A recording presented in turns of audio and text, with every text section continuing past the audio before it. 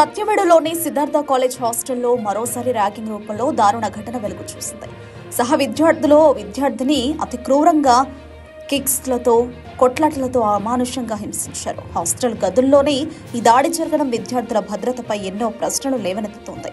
ఈ ఒక్క ఘటన మాత్రమే కాదు, ఇటువంటి సంఘటనలు రాష్ట్రంలోని పలు విద్యా సంస్థల్లో తరచుగా చోటు చేసుకోవడం ఆందోళన కలిగిస్తోంది. భవిష్యత్తు నిర్మించుకోవడానికి కాలేజీలకు వచ్చిన విద్యార్థులు ర్యాగింగ్ భయంతోనే మానసికంగా విపరీత ఒత్తిడికి గురవుతున్నారు. రాష్ట్ర విద్యా సంస్థలో ర్యాగింగ్ సంఘటనలు వరుసగా జరుగుతున్నప్పటికీ విద్యార్థుల భద్రతపై మంత్రి నుంచి కఠిన చర్యలు కనిపించడం లేదు. కాలేజీలో విద్యా స్నేహ బంధాలకు కేంద్రాలు కావాలి కానీ ర్యాగింగ్ కేంద్రాలుగా మారిపోవడం విద్యా వ్యవస్థపై నేరుగా మచ్చవేసే పరిస్థితి. విద్యార్థుల భవిష్యత్తు మానసిక ధైర్యం ధ్వంసమవుతున్నా సంబంధిత అధికారుల నిర్లక్ష్యం ఆగడం లేదు. ర్యాగింగ్ పై కఠిన చట్టాలు ఉన్నప్పటికీ అమలులో మాత్రం లోపం స్పష్టంగా కనిపిస్తోంది. ప్రతి విద్యా సంస్థల్లో యాంటీ ర్యాగింగ్ కమిటీలు కేవలం పేరుకే ఉన్నాయన్నది ఈ ఘటనలతో రుజువవుతోంది.